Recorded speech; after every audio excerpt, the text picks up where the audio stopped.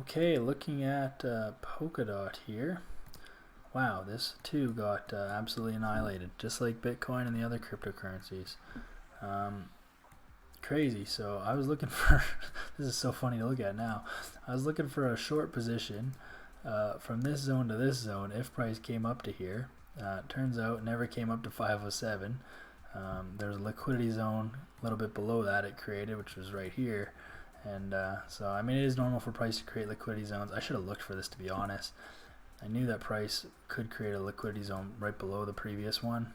And so when I seen this setting up, I should have known. But so I missed my entry completely and missed out on all this room, and like, but this is hard to. This is the thing with trading, guys. Is like you don't know. You don't know if like this is so out of range. I mean, if I would have got in on this, I probably would have exited at this zone because like this zone was significant. Like if you got rid of all this section here and you've seen this much resistance here, you'd have been like, okay, price is gonna have a tough time breaking this area, or at the very most, and I mean at the most, it would be this area, right? Like so your target would only be this area, right? Like this would have been your trade. And then all of a sudden it just boom keeps going, doesn't stop day after day. You're just like, oh my god, like you just missed all of that profit. But I mean, you don't know, like the ranges on these cryptocurrencies are all over the place too. So like some days they move way more than others, some months, so you don't really have anything to go off of for ranges. But looking at this now, I mean, as for it annihilated all these zones, we could delete all these, probably all these little zones, probably pretty irrelevant for right now. Now looking at this, I mean, I might consider a buy position, but I'll take a bit, and I would just buy on the fact that this probably needs a retrace, to be honest. So I mean, your 382 level in this area, maybe it comes back up to the 50%. That's quite a bit now, but yeah, price is way below this moving average now, so super bearish, but could start retracing. The thing is, I would wait for the retrace. I would wait for price to probably cross over this 1 hour moving average, to be honest, at least, and then you need to see higher highs and higher lows, which you have not seen yet. They might be forming, they might be just starting, to be honest, but as you can kind of see, price came up, pulled down, you got this bullish 1 hour candle here, bullish engulfing.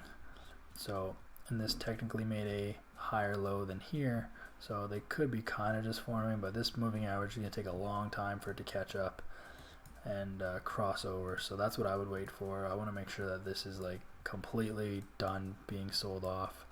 I mean, this is a major area here. You can even see on the weekly, if you extend it here, delete this line, delete this, don't know what that is, but yeah, you're into this weekly heavy resistance here. So this is a good area to buy if the price structure changes. So like I said, higher highs, higher lows on the 1 hour time frame, let it cross over this moving average, and then look for a buy. But I mean, as of right now, like anytime you have candle structure like this where it's just three massive bearish candles, or bullish, but in this case they're bearish, you don't want to really go against this. I've paid the price against that many times because you think that, oh yeah, price is so cheap now, it's moved this much, it's got to go back up now. No, that's not true. This could break this zone and keep going, or it could be stagnant. Doesn't mean it's going to get bought up right away. So I would just wait, let price cross over this 1 hour moving average, which right now it's at like 4.9. So let price come up, let this moving average come down, eventually it'll cross over, and then price will be above the moving average, and then you're probably good to buy it, possibly. And then yeah, as far as buying it, I would look for, this obviously would be primary zone right here, which lines up with everything. So, but then you also have this 382 level, which, I mean, there was wicks here, there's wicks here.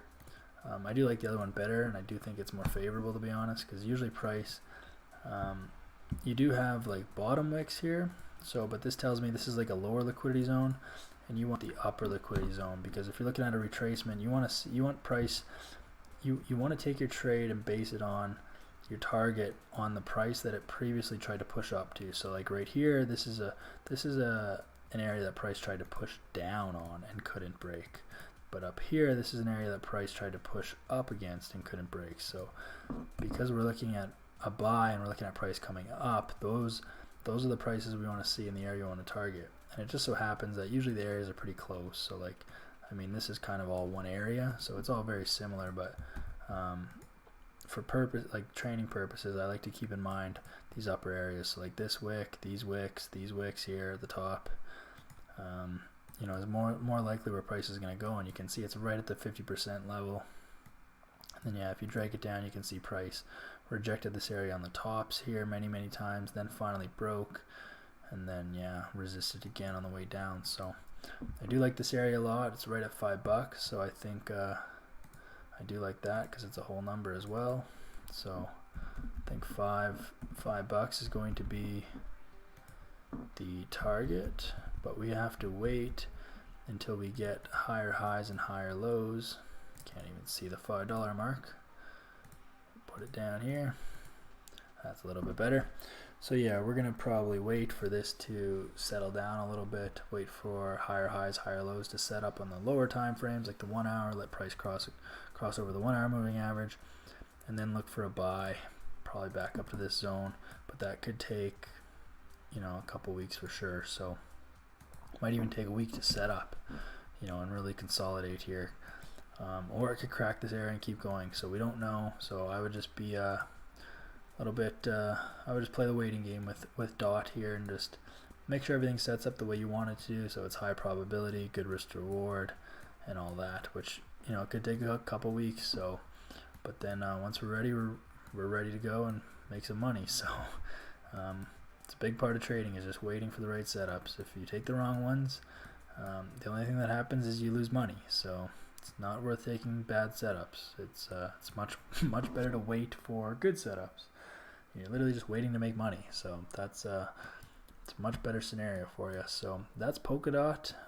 Definitely super bearish now, way below this moving average, but looking for a possible buy soonish from this zone, back up to this area here, back up to the $5 area. So, you know, as far as whole numbers go, maybe 425, which is quite a bit below these wicks, so maybe not quite 425, but we will see. This might not find a whole number down here, but we're going to shoot for the $5 mark, which is a whole number up here. So once price settles down, we get those higher highs and those higher lows on the 1 hour time frame. We get the moving average crossover on the 1 hour time frame. Then we will take our buy position and target this $5 mark. So that is Polkadot.